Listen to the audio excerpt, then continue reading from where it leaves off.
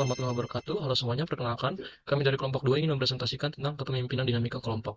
Sebelumnya, perkenalkan, para anggota dari kelompok kami yaitu ada Clara Orchida, Delia Niki, Diva Olivia, Dwinder Febrianti, Zakiatul Maulida, Elsa Aula Mufida, Fitra Zain Habil, dan Lembang Liftian Jaya. Pertama-tama kita akan membahas tentang definisi dari kepemimpinan dan dinamika kelompok.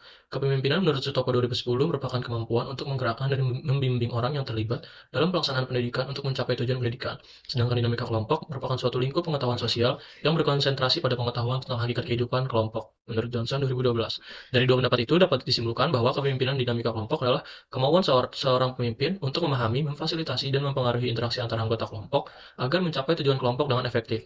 Pemimpin dalam konteks ini mendorong kolaborasi, meningkatkan komunikasi, mengelola konflik, dan membentuk kerja tim yang produktif. Selanjutnya saya akan menjelaskan kekurangan dan kelebihan penerapan konsep game indoor telinga berjalan. Dalam permainan telinga berjalan, tipe kepemimpinan dari game ini adalah pemimpin fungsional, yaitu pemimpin tidak diangkat tetapi menjadi pemimpin karena menjalankan fungsi atau peran yang dapat mempengaruhi orang lain mencapai tujuan.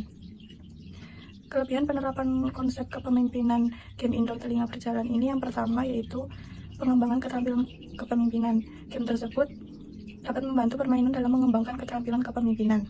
Yang kedua, pengalaman interaktif. Dalam konteks permainan, pemain dapat secara langsung merasakan dampak dari kepuasan kepemimpinan mereka.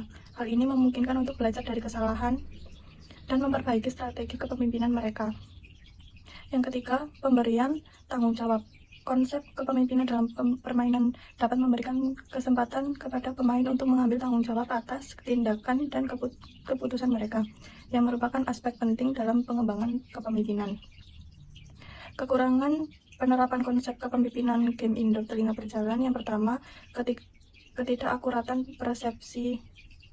Meskipun game tersebut dapat mencoba mempresentasikan situasi kepemimpinan, kondisi dalam game mungkin tidak sepenuhnya mencerminkan situasi nyata di dunia nyata. Hal ini dapat mengurangi keakuratan pembelajaran tentang kepemimpinan. Yang kedua yaitu keterbatasan interaksi manusia. Dalam game, interaksi antara pemain dan karakter mungkin terbatas oleh skrip atau algoritma yang telah ditentukan, sehingga tidak dapat menangkap kompleksitas interaksi manusia sebenarnya dalam konteks kepemimpinan. Yang ketiga, ketergantungan pada permainan. Penerapan konsep kepemimpinan dalam game dapat membuat pemain terlalu bergantung pada aturan dan skenario dalam permainan, sehingga kurang mampu mentransfer pembelajaran tersebut dalam kehidupan nyata. Yang keempat yaitu kecenderungan manipulasi. Dalam beberapa kasus, game bisa saja mengarahkan pemain pada pengambilan keputusan yang tidak realistis atau manipulatif untuk memenangkan permainan. Selanjutnya, saya akan menjelaskan mengenai penerapan konsep dalam game outdoor tentang kelebihan game dan kekurangan game.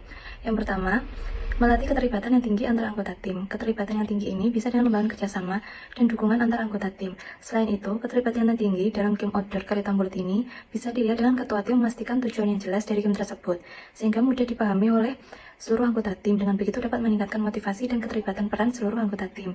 Yang kedua, menumbuhkan kepemimpinan yang partisipatif. Yang ketiga, mendorong kreatif. Seluruh anggota tim dan ketua membuka ruang bagi ide-ide inovatif mereka, solusi, dan keterampilan berpikir kreatif, perihal strategi yang dapat dilakukan agar timnya dapat menyelesaikan game dengan baik dan benar. Yang keempat ialah memberikan peluang bagi ketua tim untuk menjadi contoh yang baik. Dalam video kreatif tersebut, ketua tim saling mengarahkan para anggotanya dan bermain game, dan anggotanya pun saling mendengarkan apa yang diarahkan oleh ketua. Yang selanjutnya ialah kekurangan dari game tersebut. Yang pertama ialah masih kurangnya koordinasi yang baik antara ketua dan anggota, karena masih terdapat beberapa anggota dalam tim yang mementingkan kepentingan secara individu, sehingga sulit menyelesaikan game hingga akhir. Yang kedua, arahan yang kurang jelas. Arahan yang diberikan pemimpin dalam beberapa tim masih kurang jelas, sehingga mengakibatkan ketidakpahaman atau kekacauan dalam strategi permainan. Yang ketiga ialah keterbatasan dalam hal partisipasi. Untuk game pertama yaitu telinga berjalan, kepemimpinan yang digunakan yaitu kepemimpinan demokratis. Dalam hal ini, keputusan diambil bersama-sama oleh anggota kelompok dan semua anggota diberi kesempatan untuk berkontribusi dalam membuat keputusan. Untuk kelebihannya yaitu semua anggota merasa terlibat dan memiliki rasa yang memiliki terhadap hasilnya. Kemudian untuk kelemahannya sendiri yaitu proses pengambilan keputusan yang menjadi lambat karena harus mempertimbangkan berbagai sudut pandang. Game kedua yaitu Karita Bulat.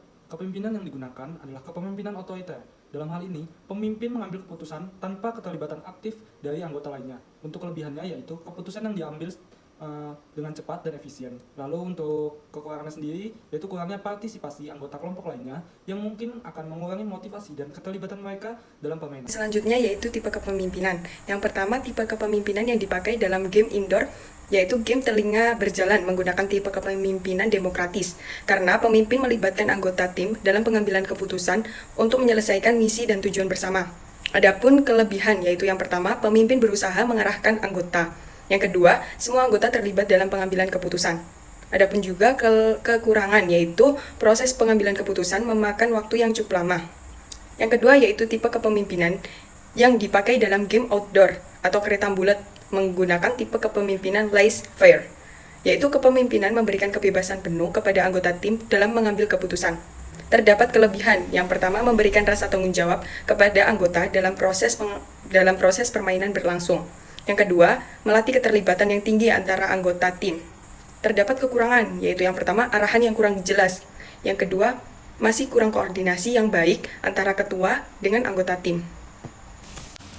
Gaya kepemimpinan yang digunakan dalam permainan indoor dan outdoor. Dalam permainan indoor, gaya kepemimpinan yang digunakan yaitu gaya kepemimpinan yang berorientasi pada tugas, karena pemimpin lebih mengarahkan pada menetapkan pola organisasi dan mengarahkan pada penyusunan kerja, seperti ketua tim mengarahkan anggota yang sedang bermain untuk melakukan apa yang harus dilakukan pada saat game berjalan, dan mengarahkan jalan yang benar kepada anggota hanya dengan suara. Kelebihan dari gaya kepemimpinan tersebut yaitu efisiensi dalam penyelesaian tugas. Pemimpin atau ketua tim akan fokus pada pencapaian tujuan dan penyelesaian tugas dengan efisien. Pemimpin mengarahkan tim dengan jelas dan memberikan arahan yang spesifik, sehingga dapat meningkatkan produktivitas. Kelebihan yang kedua yaitu kejelasan peran. Pemimpin memberikan arahan yang jelas dan anggota tim cenderung memiliki pemahaman yang lebih baik tentang peran dan tanggung jawab pemimpin dalam mencapai tujuan. Adapun kelemahannya yaitu ketegangan antarpersonal. Pemimpin sangat mungkin kurang memperhatikan aspek interpersonal dalam hubungan di antara anggota timnya. Selanjutnya, gaya kepemimpinan pada game outdoor. Menggunakan gaya kepemimpinan yang berorientasi pada manusia atau hubungan manusia. Karena ketua tim atau pemimpin memberikan kepercayaan dan saling menghargai untuk support seluruh anggota agar percaya mampu melakukan game tersebut dengan baik hingga selesai. Ketua tim memberikan rasa penuh kehangatan dalam hubungan antara pimpinan dan anggota dengan cara mengarahkan dan menunjukkan jalan secara langsung bersama anggotanya dengan memegang pundak dari anggota tersebut. Kelebihan dari gaya kepemimpinan tersebut adalah hubungan yang kuat. Pemimpin akan memprioritaskan hubungan interpersonal yang baik dengan anggota tim, menghargai kebutuhan, keinginan, dan perasaan individu yang membantu dalam membangun ikatan yang kuat antara pemimpin dan tim. Yang kedua, yaitu motivasi keterlibatan. Meningkatkan motivasi dan keterlibatan anggota tim, mendorong partisipasi untuk aktif dengan memberikan dukungan yang dibutuhkan untuk mencapai tujuan bersama.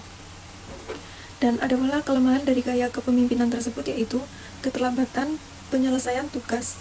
Pemimpin mungkin terlalu memperhatikan kebutuhan individu dan mengabaikan penyelesaian tugas secara efisien, dan hal tersebut akan mengakibatkan keterlambatan dalam mencapai tujuan.